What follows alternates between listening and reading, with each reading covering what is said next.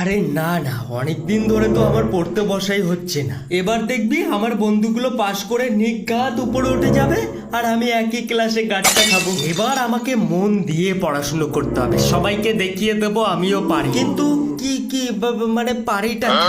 যাই হোক, সে পরে দেখা যাবে। এবার যাই, আমি চট করে একটা রুটিন বানিয়ে নি কাল থেকে আমি কি কি করব। বাট আগেও তো আমি 10 বার রুটিন বানিয়েছিলাম, সে যাক গিয়ে। বাট এবারের রুটিনটা হবে আমার ফাইনাল রুটিন। আর রুটিনে তাহলে কাল 4টের সময় উঠে পড়া শুরু করব। ভোরবেলা, সকালবেলা, দুপুরবেলা, রাত্রিবেলা, সন্ধ্যেবেলা, সব সময় শুধু পড়া আর পড়া। আচ্ছা, তাহলে খাবার টাইমটা কি করব?